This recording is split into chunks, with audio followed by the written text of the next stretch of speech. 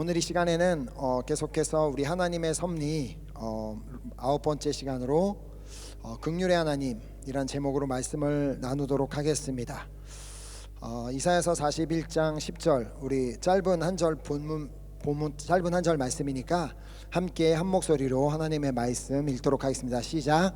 두려워하지 말라 내가 너와 함께함이라. 놀라지 말라 나는 내 하나님이 됨이라. 내가 너를 굳세게 하리라. 참으로 너를 도와주리라. 참으로 나의 의로운 오른손으로 너를 붙들리라. 아멘. 자, 오늘은 하나님의 섭리 9번째 시간인데요. 9번째 시간이니까 지금까지 8번의 시간이 있었겠죠. 혹시 8번의 내용이 뭔지 궁금하신 분들은 우리 교회 유튜브에 가시면 다 올라와 있으니까 들어보실 수 있습니다. 자, 계속해서 이제 말씀을 드리지만 우리가 우리의 삶에서 일어나는 모든 일에서 하나님의 섭리를 인정하기 위해서는 반드시 하나님에 대해서 알아야 됩니다. 자, 하나님이 어떠한 분이신지를 알아야지만 우리가 범사의 여호와를 인정할 수 있고 또 범사에 감사할 수 있기 때문입니다. 자, 다시 이전에 배운 내용을 살펴보자면 우리의 삶에서 하나님의 섭리를 인정하기 위해서는 먼저 우리 하나님은 puissant, 즉 전능하신 분임을 아는 것이 중요합니다.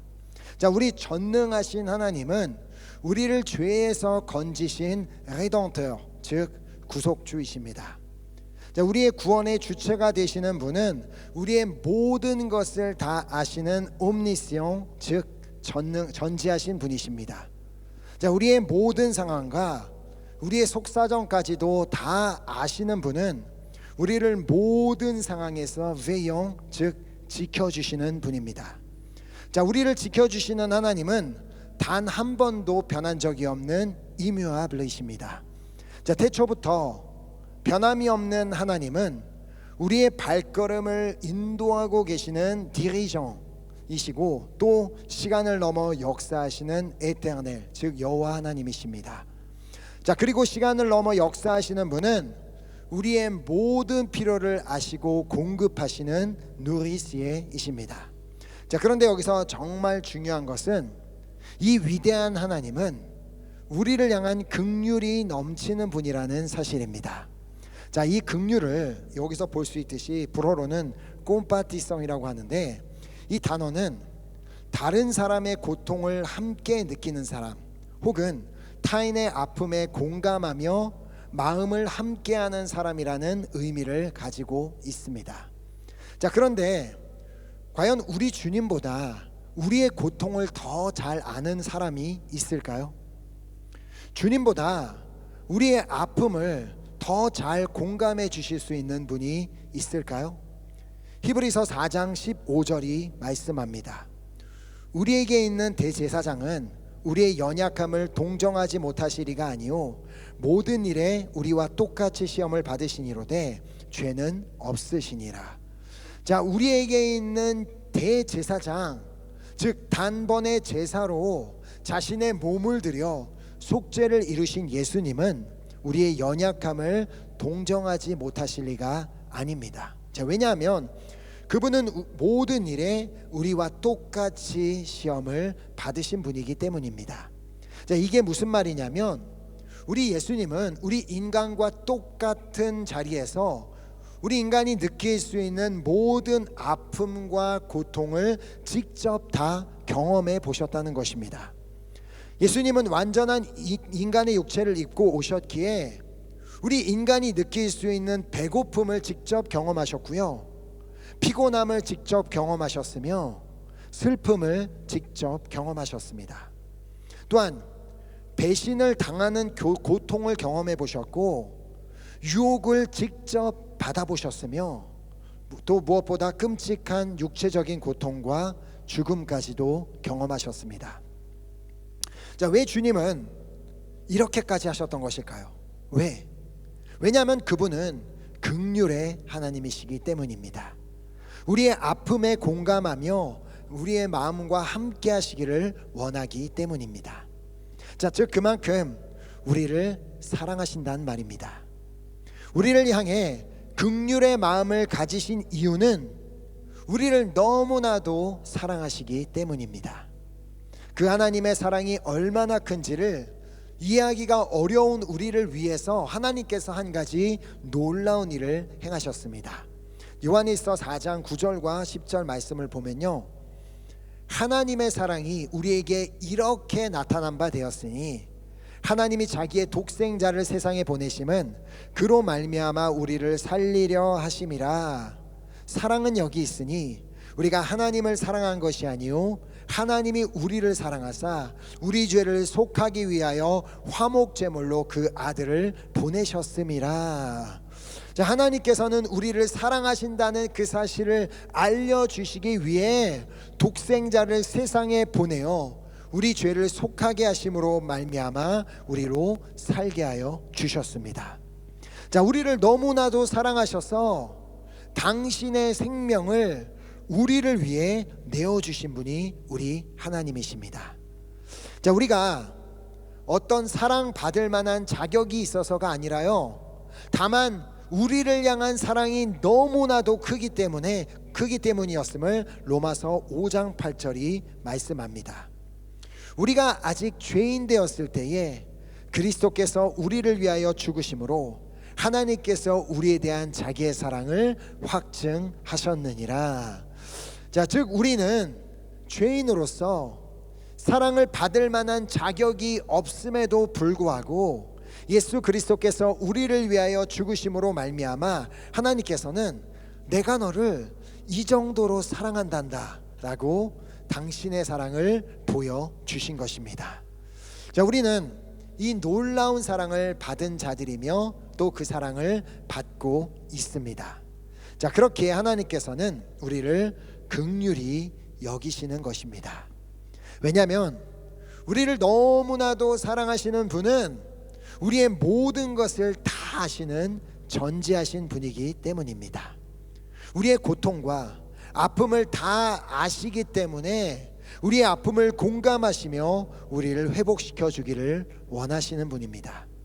자, 그래서 주님께서는 그런 우리를 아시고 오늘 본문인 이사야서 41장 10절을 통하여 다음과 같이 말씀하셨습니다. 두려워하지 말라, 내가 너와 함께함이라. 놀라지 말라, 나는 내 하나님이 됨이라. 내가 너를 굳세게 하리라. 참으로 너를 도와주리라. 참으로 나의 의로운 오른손으로 너를 붙들리라. 아멘.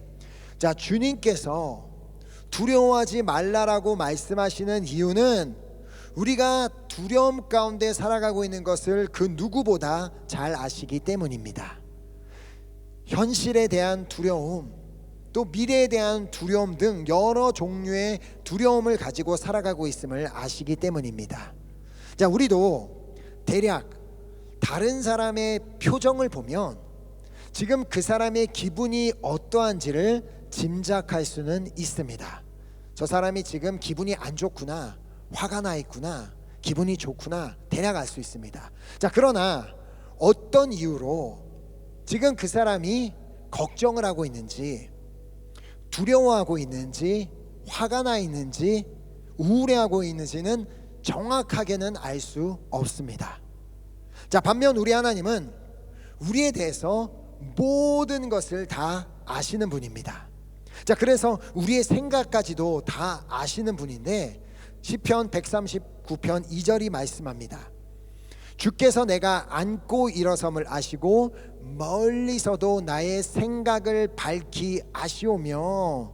그러니까 우리 하나님은 우리의 생각을 밝히 아시는 분입니다. 그래서 마태복음과 누가복음에 보면요, 예수님께서 자신 앞에 있는 사람들의 생각을 아시고 그들에게 너희가 어찌하여 마음에 악한 생각을 하느냐라고 물으신 장면이 있습니다. 자, 그런데 중요한 것은 사실 우리의 생각 속에는 그리 선하고 좋은 생각만이 있지는 않다는 것입니다. 자, 선한 생각보다는 수많은 죄에 대한 생각들, 악한 생각들이 우리 안에 있음에도 불구하고 주님은 우리를 사랑하시기에 긍휼히 여기신다는 것입니다. 자, 아마 이 자리에 있는 우리도 옆에 앉아 있는 사람의 생각을 다 알 수 있다면 서로 사랑하기는 매우 어려워질 것입니다. 아마 옆에 앉아 있는 것조차 매우 싫을 수 있습니다. 자, 그런데 주님은 우리의 그런 악한 생각들을 다 아시면서도 우리에게 말씀하십니다. 두려워하지 말라. 내가 너와 함께 함이라. 자, 우리를 향한 사랑이 너무나도 크기에 우리의 그 어떠함보다 우리가 두려워하고 있는 모습을 안타까워하시며 말씀하시는 것입니다. 두려워하지 말아라. 내가 너와 함께 있자니. 자, 우리와 함께 하시는 분이 누구십니까?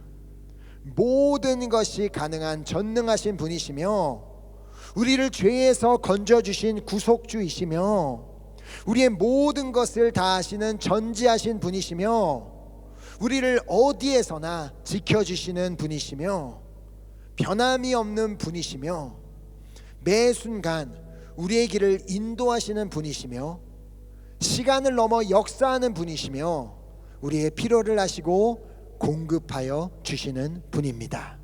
자, 그러니 우리가 두려워하지 않을 이유가 있는 줄 믿습니다.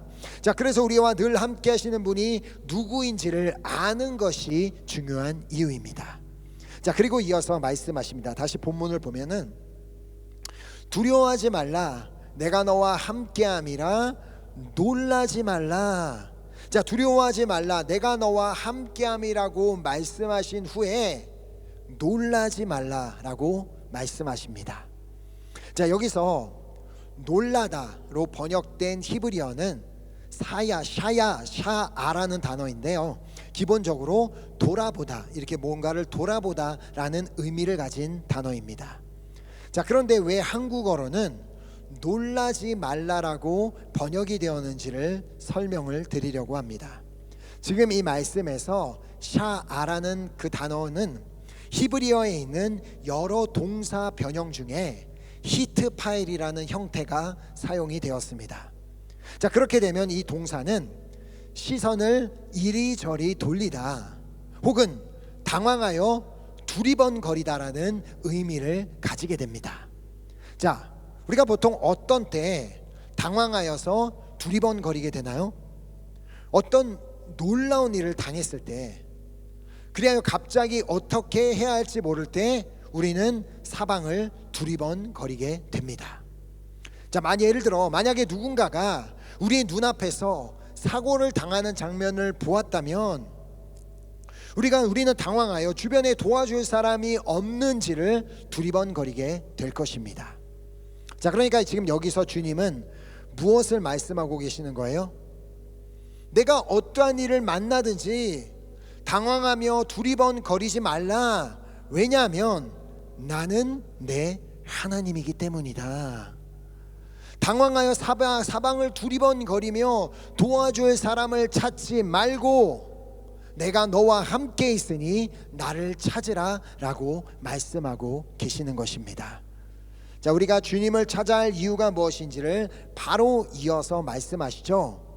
내가 너를 굳세게 하리라. 우리와 함께 하시는 하나님께서 우리를 굳세게 하여 주실 것이기 때문에 두려워하지도 말고 당황하여 사방을 두리번거리지도 말라고 말씀하고 계십니다. 자, 주님께서 우리를 굳세게 하신다는 표현의 의미가 무엇인지는 본문 앞장인 이사야서 40장에서 말씀하여 주셨습니다.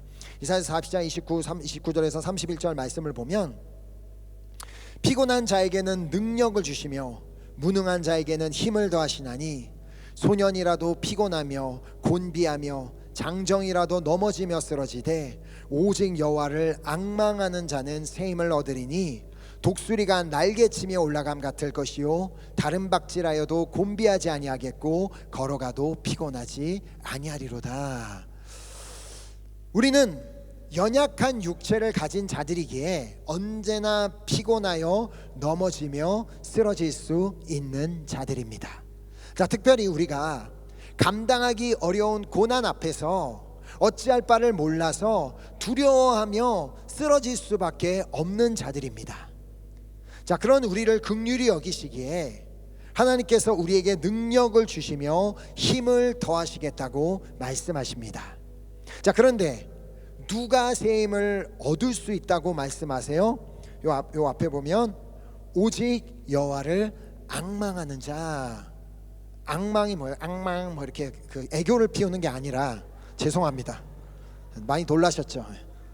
한참 고민하고 했는데 앙망인데, 자, 그게 그런 애교를 피우는 게 아니라 새 힘을 허락하실 하나님에 대한 기대가 있는 자, 새 힘을 허락하실 하나님에 대한 기대가 있는 자가 새 힘을 얻을 수 있다고 말씀하고 계신 것입니다.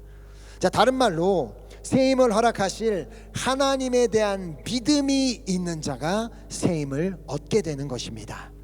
자, 모두가 두려워하고 있는 골리앗을 향해 다윗이 담대히 나아갈 수 있었던 이유는 바로 자신에게 새 힘을 허락하실 하나님에 대한 믿음이 있었기 때문입니다. 당시 그 자리에 있던 모든 이스라엘 사람들은 골리앗을 보고 두려워하며 누가 대신 이 문제를 해결하여 줄 수 있을까 하고 두리번거리고 있었습니다. 왜냐하면 그들의 눈에는 오직 골리앗만 보였기 때문입니다. 하지만 다윗은 골리앗이 아니라 그와 함께 하시는 하나님께 자신의 시선을 고정했고, 하나님께서 주시는 능력으로 말미암아 그를 쓰러뜨릴 수 있었던 것입니다. 자, 오늘 무엇으로 인해 두려워하고 계시며 무엇으로 인해 사방을 두리번거리고 계십니까? 두려워하지도 말고 도와줄 사람을 찾아 사방을 두리번거리지도 말고 내가 너를 굳세게 하리라고 말씀하시는 그 주님의 음성을 들으시기 바랍니다. 자, 우리는 나약한 존재들이라 또다시 두려워하며 넘어질 수 있지만 우리가 아주 엎드러지지 아니하는 이유가 있음을 시편 37편 24절을 통해 말씀하십니다. 그는 넘어지나 아주 엎드러지지 아니함은 여호와께서 그의 손으로 붙드심이로다. 아멘. 오늘 주님께서는 당신의 그 능력의 손으로 우리를 붙들고 계시는 줄 믿습니다. 아멘. 주님은 우리를 사랑하시기에, 우리를 긍휼히 여기시기에 결코 우리의 손을 놓지 않으십니다. 우리가 주님의 손을 놓았으면 놓았지 주님은 결코 놓지 않으십니다. 그 능력의 손으로 우리 한 사람 한 사람을 굳세게 하여 주실 줄 믿습니다. 자, 다시 본문으로 돌아가면요, 두려워하지 말라, 내가 너와 함께함이라. 놀라지 말라, 나는 내 하나님이 됨이라. 내가 너를 굳세게 하리라. 참으로 너를 도와주리라. 자, 내가 너를 굳세게 하리라고 말씀하신 주님은 이어서 참으로 너를 도와주리라라고 말씀하십니다. 자, 그런데 우리를 도와주겠다고 말씀하시는 분이 어떤 분이신지를 안다면 우리는 그분께 도움을 구하게 될 것입니다. 자, 우리를 도와주시겠다고 말씀하시는 분은 천지를 창조하신 전능하신 분이시며, 그분은 우리를 죄악에서 건져주신 구속주이시며, 그분은 우리가 처한 모든 환경을 다 알고 계신 분이시며, 그분은 우리를 풀무불 가운데서와 사자굴 가운데서도 지켜주시는 분이시며, 그분은 단 한 번도 변한 적이 없는 분이시며, 그분은 우리를 풀무불 가운데서 또 그리고 우리를 날마다 인도하시는 선한 목자이시며, 또 그분은 시간의 제한이 없이 우리 삶 가운데 역사하시는 분이시며, 그분은 우리의 필요를 다 아시고 때에 따라 공급하여 주시는 분이십니다. 자, 이 하나님께서 우리를 도와주시겠다고 말씀하십니다. 너무 감사한 일이지 않습니까? 이 하나님의 도움을 받기를 원하십니까? 뭐 별로 필요 없으신 것 같은데 저는 받도록 하겠습니다. 자, 받기를 원하신다면, 도움을 받기를 원하신다면 그 도움을 구하시기 바랍니다. 자, 바디메오가 다시 눈을 뜰 수 있었던 이유는 그가 간절히 예수님께 도움을 구하였기 때문이었습니다. 사실 당시 예수님은 그냥 바디메오 앞을 지나가고 계셨습니다. 그냥 지나가려고 하셨습니다. 자, 그러나 지금 자신의 앞에 예수님이 지나가고 계신다는 사실을 깨달은 바디메오는 예수님께 소리치기 시작하였습니다. 자, 그래서 마가복음 10장 47절을 보면 나사렛 예수시란 말을 듣고 소리질러 이르되 다윗의 자손 예수여 나를 불쌍히 여기소서 하거늘. 저보다 더 큰 소리로 소리질렀겠죠. 왜냐하면 바디메오는 예수님이 어떤 분인지를 알았기 때문입니다. 하지만 예수님을 따르던 사람들은 그를 조용히 시키려고 하였습니다. 어쩌면 그들의 생각에 예수님은 바디메오와 같은 맹인이자 거지인 사람에게는 관심이 없다고 생각했기 때문일지 모릅니다. 자, 그러나 우리 주님은 어떤 분이세요? 모든 사람을 사랑하시는 분, 그리하여 모든 사람을 긍휼히 여기시는 분이십니다. 자, 그렇다고 해서 주님이 먼저 바디메오를 찾아가지는 않으셨습니다. 왜냐하면 주님은 당신에게 도움을 구하는 자에게 도움을 주시는 분이기 때문입니다.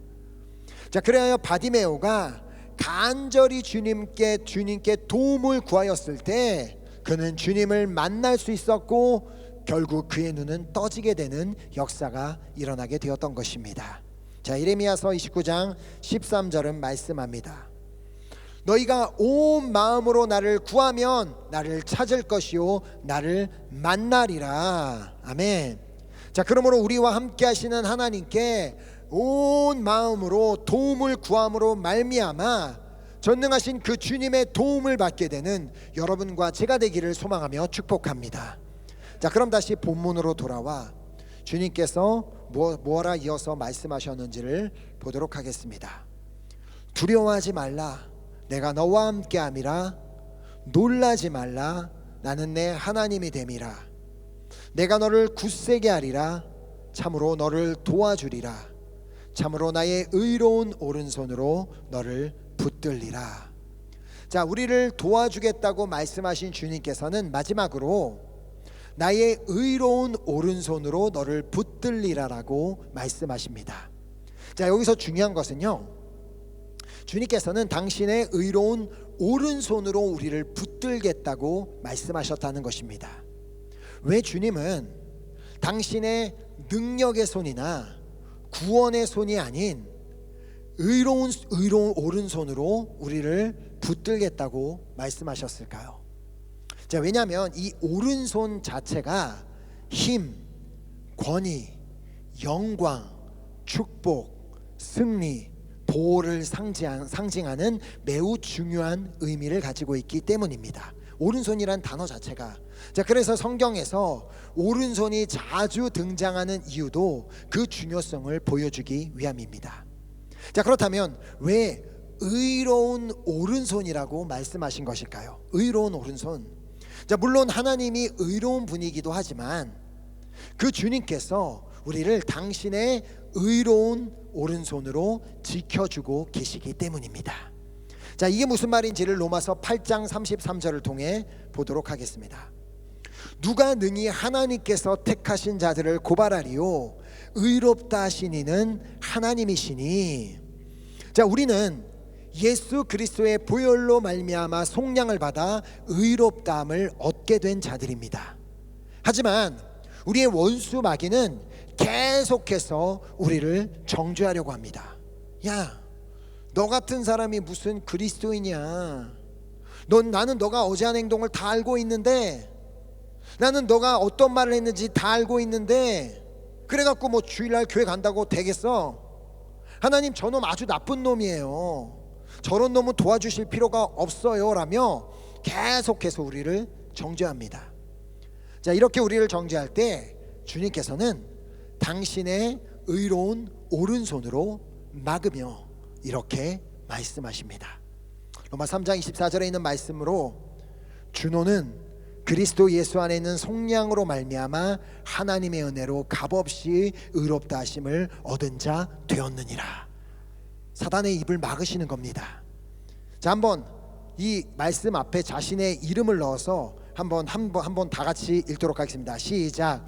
주노는 그리스도 예수 안에 있는 속량으로 말미암아 하나님의 은혜로 값없이 의롭다 하심을 얻은 자 되었느니라. 아멘. 그러므로 우리를 그 누구도 정죄할 수 없는 줄 믿습니다. 자, 우리에게 죄가 없어서가 아니라요, 예수 그리스도께서 되신 그 값을 치러 주셨기 때문입니다.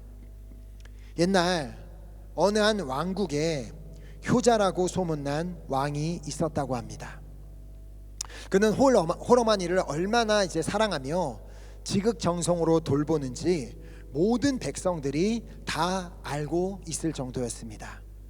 또한 왕은 매우 공의로운 왕으로 백성들에게 잘 알려져 있었습니다. 자, 그런데 그 왕국에는 한 가지 아주 엄격하게 다루는 법이 있었습니다. 그 누구든 그 죄를 범하는 자에게는 40대의 채찍을 때리는 그런 벌을 내렸습니다. 자, 그러던 어느 날 왕의 어머니가 그 법을 어겼다는 소식이 들려왔습니다. 왕은 사람들을 보내어 조사해 본 결과 실제로 자신의 어머니가 그 죄를 범했다는 사실을 알게 되었습니다. 이제 이때 백성들의 사이에서 큰 논란이 일어났습니다. 한편에서는 아무리 저 법을 어겼다 할지라도 왕은 어머니에게는 벌을 내리지 않을 거야. 왕은 당신의 어머니를 얼마나 사랑하는지를 우리가 잘 알고 있잖아. 어떻게 사랑하는 어머니를 저 끔찍한 처형을 당하게 하겠어. 그러자 다른 한편에서는 아니, 아무리 어머니라 할지라도 우리 왕은 공의로운 왕이라고. 모든 사람은 법 앞에서 다 똑같은 거야. 분명 왕은 어머니라 할지라도 처벌하실 거야. 자, 가만히 고민을 하던 왕이 결국 판결을 내렸습니다. 저 죄인을 당장 기둥에 묶도록 하여라. 그 왕의 판결을 듣고 어떤 사람은 아니, 어떻게 어머니를 저 끔찍한 처형에 당하게 할 수 있냐라고 말을 하였고, 또 어떤 사람들은 역시 우리 왕은 공의로운 왕이야 라고 말을 하기도 하였습니다. 자, 그러던 중 왕은 조용히 자신의 왕자에서 일어나 겉옷을 하나하나 벗기 시작하였습니다. 완전 상의를 탈의한 왕은 기둥에 묶여 벌벌 떨고 있는 어머니를 향해 다가갔습니다. 그리고 그 어머니의 뒤로 가서 어머니를 품에 안은 뒤 명령을 내렸습니다. 당장 이 죄인에게 40대의 매를 내리쳐라.